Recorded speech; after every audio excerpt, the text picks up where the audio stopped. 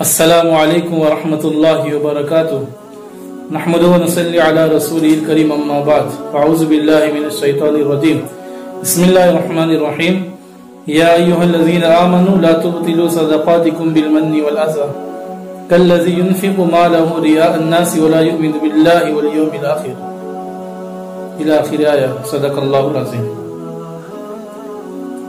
یہ جو مختصر خلاصے تفسیر پیش کی جاتی ہے، آج کا دوسرا دن ہے، تو آج تراویح کے اندر جو کلام مجید پڑھا گیا ہے، سوا پارہ آج پڑھا گیا، کل بھی سوا پارہ پڑھا گیا تھا، اس حساب سے 2.5 پارے مکمل ہوئے۔ 2.5 پارے مکمل ہونے کے اندر پہلا تو سورہ بقرہ الحمدللہ مکمل ہوئی، جو تیسرے پارے کے اندر مکمل ہوتی ہے۔ اس کے بعد سورہ آل عمران کی 20 آیت پڑھی گئی، جس کے اوپر تیسرا پارہ نصف مکمل ہوتا ہے، تو یہ تراویح کے اندر پڑھا گیا۔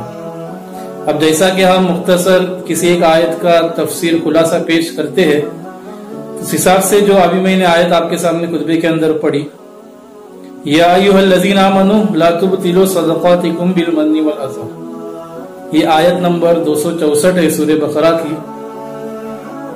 تو یہ 264 آیت ہے، اور ان آیات سے، اس آیت سے پہلے آیت نمبر 262 سے آیت نمبر 283 تک اللہ رب العزت نے عموماً زیادہ اس صورت کے اندر ایک معاشی نظام کو، مالی نظام کس طرح ہونا چاہیے اور کیا کیا اس کی شکلیں ہونا چاہیے، اس کو بیان کیا ہے، اور سارے انسانوں کے سامنے اسلام کا ایک مالیات کا نظام رکھا ہے کہ اگر دنیا اس کو اپنا لے صحیح طریقے پر، تو جو آج دنیا کے اندر حالات بنے ہوئے معاشی نظام کو دیکھتے ہوئے گویا کہ ہنگامی حالت ہے، اور جس کو انگلش میں اکانومک کرائسس کہا جاتا ہے، اگر معاشی نظام جو اسلام نے دیا ہے اس کو اگر صحیح طور پر دنیا فالو کریں گی تو یہ ساری چیزیں ختم ہو جائیں گی اور ایک سکون کا، امن و انصاف کا نظام قائم ہوگا۔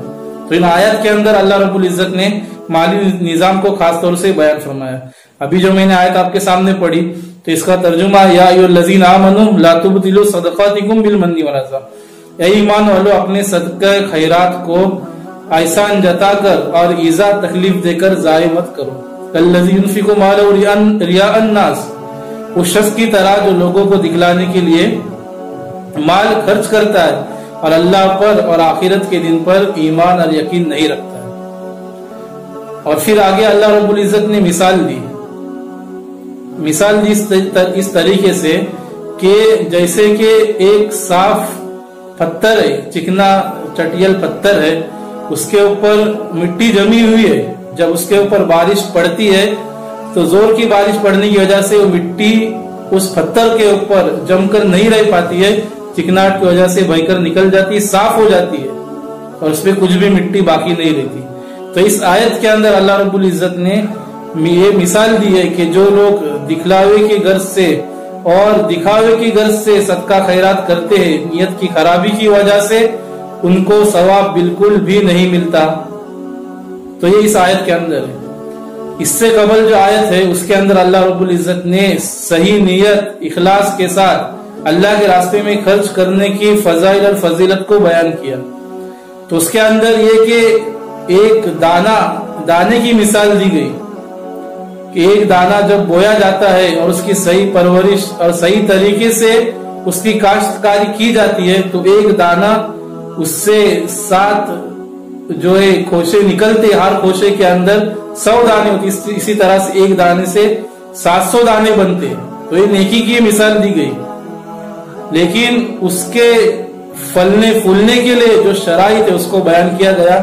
تو اللہ رب العزت نے بھی یہاں پر مثال پیش کی، تو میں بھی مثال آپ کے سامنے رکھتا ہوں کہ جب کوئی کھیتی کرنے والا کھیتی کرتا ہے، دانا بوتا ہے، تو اس کے لیے کیا شرائط ہے کہ سب سے پہلے اس کا دانا عمدہ ہو، دانا اچھا ہو، اور جو بونے والا کسان ہے، کاشتکار ہے، وہ بھی اس فن کے اندر ماہر ہو، کھیتی کے اصول کو جانتا ہو، اور جس زمین کے اندر اس دانے کو بو رہا ہے اس زمین کے اندر بھی اس کی صلاحیت ہو اس کو اگانے کی۔ یہ 3 چیزیں جب ہوتی ہے تو کھیتی پھلتی پھولتی ہے۔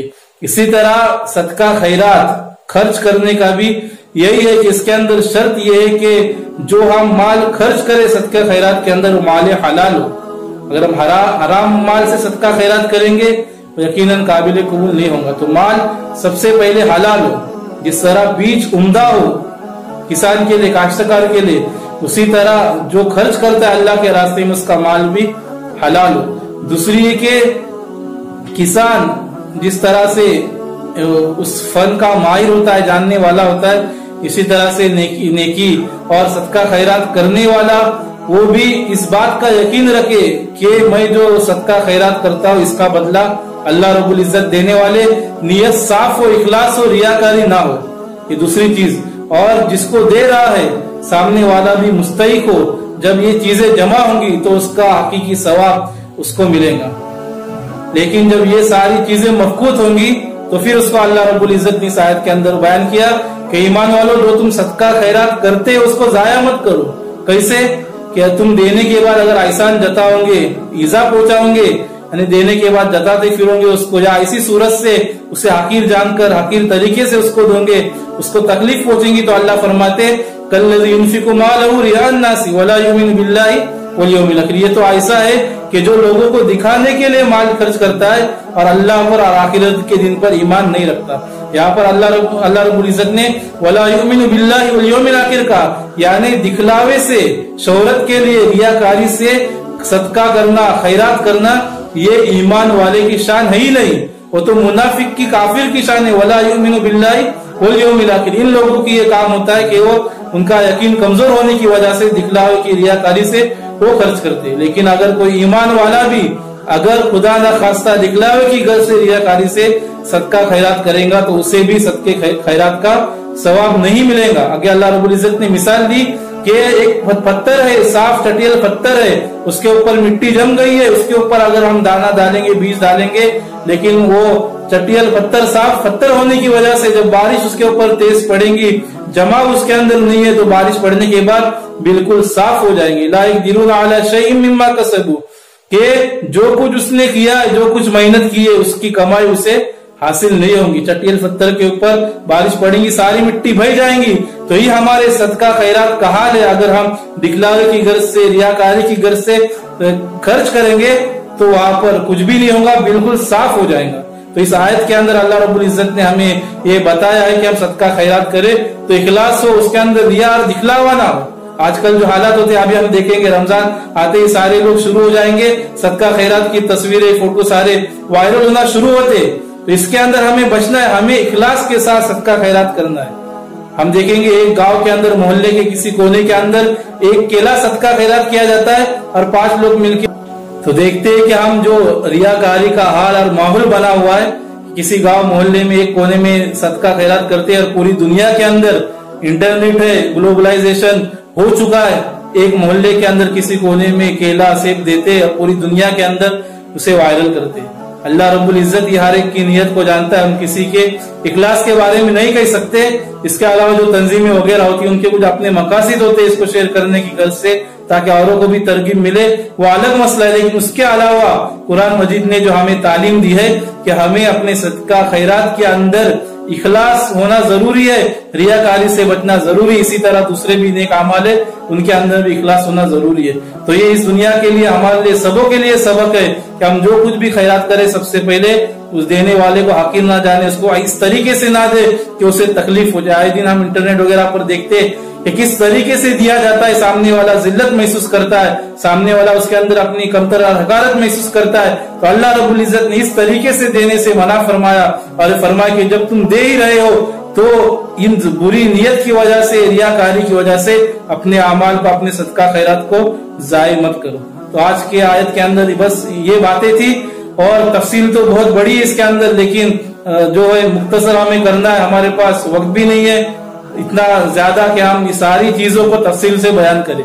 सूरह बकरा मुकम्मल हो गई और ये इतनी बड़ी सूरत है, हमने इससे पहले की वीडियो के अंदर देखा है कि ये कितनी बड़ी सूरत है, उसके बारे में हमने बताया। कुर्तुबी के हवाले से मारिफुल कुरान के अंदर ये बात लिखी गई है कि सूरह बकरा की तालीम के अंदर हजरत उमर रजी अल्लाह तआला अन्हु जैसे साहबी ने 12 साल खर्च किए, अब्दुल्लाह बिन उमर रजी अल्लाह तआला अन्हु जैसे साहबी ने 8 साल खर्च किए, تو جب یہ لوگ اتنے سال اس کی تعلیم کے اوپر خرچ رکھتے تو پھر یہ سورت کتنی بڑی اور کتنی عظیم الشان ہے، اس بات کا اندازہ ہمیں اس سے پتا چلتا ہے۔ تو اس کی پوری تفصیل بیان کرنا یہ بہت ہی دشوار کام ہے۔ میں نے مختصراً 2 آیتوں کے بارے میں آپ کے سامنے خلاصہ تفصیل پیش کیا ہو۔ اللہ رب العزت ہم کو ان باتوں کے اوپر عمل کی توفیق عطا فرمائے۔ جو سننے والے، جو دیکھنے والے ناظرین حضرات ہیں، 100 کی تعداد میں، 150 200 کی تعداد میں جو بھی ہے، ان سے میری درخواست ہے کہ دوسروں تک بھی شیئر کرے تاکہ دوسرے بھی اس سے فائدہ اٹھانے والے بنے، اور ہم وہاں پر کمنٹ وغیرہ بھی کریں تاکہ کرنے سے جو ہے ویڈیو آگے بڑھتی ہے اور دوسرے بھی اس سے فائدہ اٹھاتے۔ جب ہمارے کسی کرنے سے، ہمارے شیئر وغیرہ کرنے سے دوسرے تک یہ دین کی بات، بھلائی کی بات پہنچیں گی، وہ عمل کرے گا، تو انشاءاللہ اس ایک شیئر کرنے کے اوپر، ایک کمنٹ کرنے کے اوپر انشاءاللہ ہمیں بھی پورا ثواب ملے گا۔ اللہ رب العزت ہمیں عمل کی توفیق عطا فرمائے۔ وآخر دعوانا ان الحمد للہ رب العالمین۔